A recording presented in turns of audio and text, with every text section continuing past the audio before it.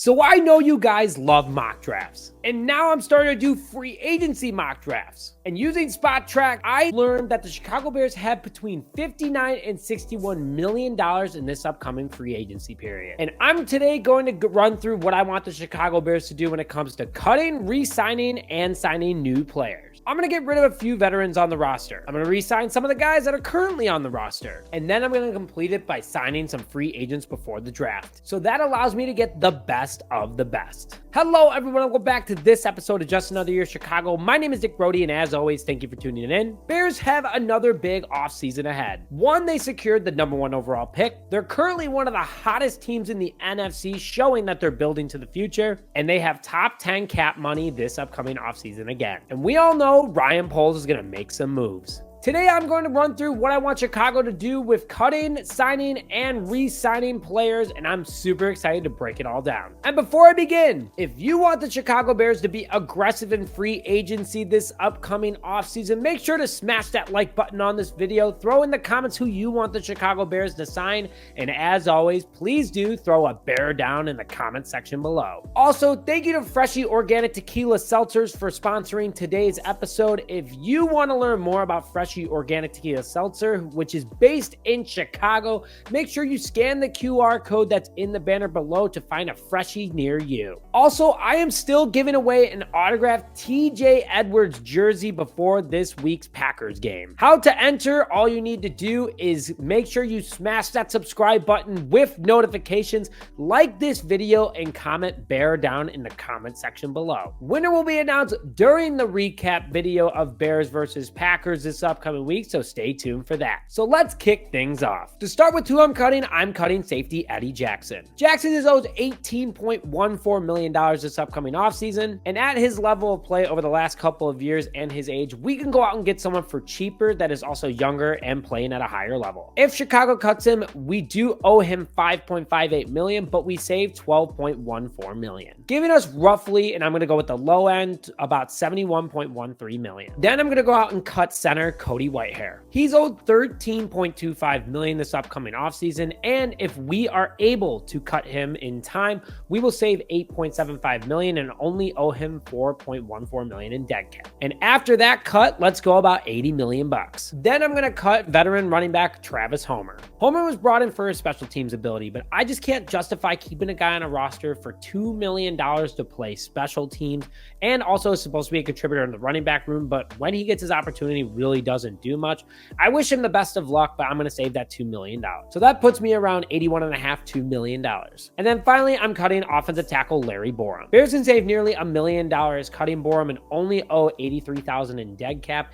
He has been a great asset to this team over the last couple of years, but business is business and we need to save more money, putting us over $82 million in cap. So then who am I re-signing? Easy money, Jaylon Johnson. Johnson is playing out of his mind this year. 4 interceptions, 1 touchdown, over 10 pass deflections, and he's just looking better and better every game.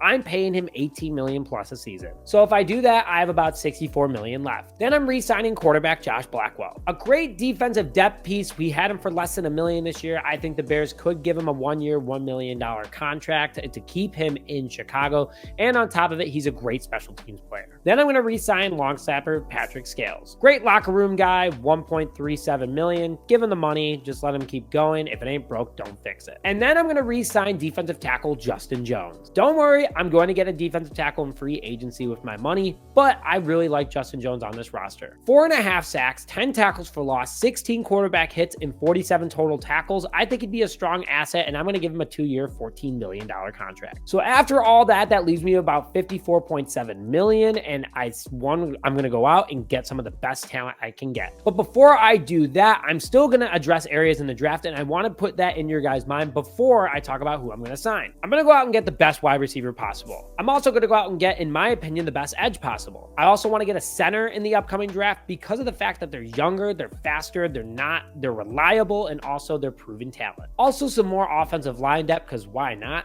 And then I also am probably going to go out and get a tight end. So I got all that, and there's going to be more positions I'm going to draft for, but right now those are my main priorities. So in free agency, I'm going to put 18 million aside because I need to sign all those rookies I'm going to bring on, leaving me with about, let's say, 36.5 million. And the first dude that I'm signing in free agency is safety Jordan Whitehead. Dude's been balling for the Jets this past season. He's young, he's fast, he's hard hitting in the secondary, and has 4 interceptions and 11 pass deflections. Currently making 5.25 million with the Jets. He's probably going to want to double that this upcoming offseason. So I'm going to sign him to a 3-year, $32 million contract because, again, he's young, he's good, he's been progressing with the Jets, and I think he'd be a great plug and play in this defense. Now I've replaced Eddie Jackson, and now I still have about 26.5 million left. And then I'm going to go out and get Cowboys defensive tackle Dorance Armstrong. Having a great year with Dallas, and I think he'd be a really good asset for the Chicago Bears. The 26-year-old has back-to-back 7+ sack seasons. He currently has 35 total tackles with 7 sacks and 11 quarterback hits for Dallas. I'd sign him to a 3-year, $30 million contract. And that completes my defensive line, kind of like what I was talking about earlier, leaving me also with about 16.4 million.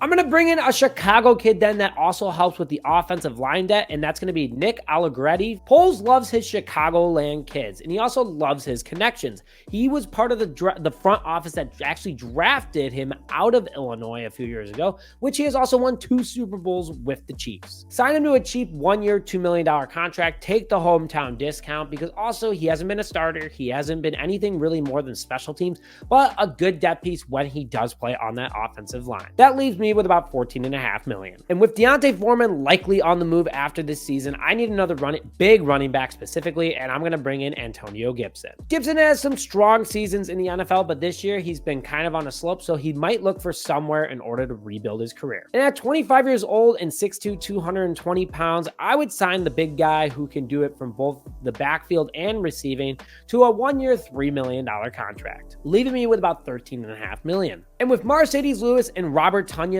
likely on the move after this season, and Cole Kmet being the only one on the roster, along with the rookie I'm going to take, I want to bring in one more tight end, and I'm bringing in Drew Sample. A good veteran tight end to be tight end 3 could teach a thing or two to not only Kmet, but also the rookie. He also has 2 touchdowns this year with an average of 8 yards per catch, so not terrible at all. And I'm bringing him in on a 1-year, $2.5 million contract, leaving me with 11 million left. And then the final guy that I'm re-signing to help also create more in the wide receiver room is wide receiver Rashid Shaheed. The 6-foot wide receiver is in his 2nd year in the NFL and is a very, very, very fast wide receiver that helps spread out the offense, and he's having a good year with 4 touchdowns. I think he's a good fit for this offense because of his speed and his durability, and also he's hungry to be able to be a star on a roster. I'd sign him to a 1-year, $4 million contract, leaving him with 7 million left to sign anybody in case of an injury or we're making a playoff push and want to go out and get a veteran that hits waivers. But that's this free agency mock draft class. I think it helps solidify a lot of areas on this roster before the draft even begins, and Ryan Poles can focus on the best of the best. Again, thanks for tuning in this episode of Just Another Year Chicago. Make sure you like this video and put your thoughts in the comment section below. But with that, and as always, thank you for tuning in, and bear down, baby.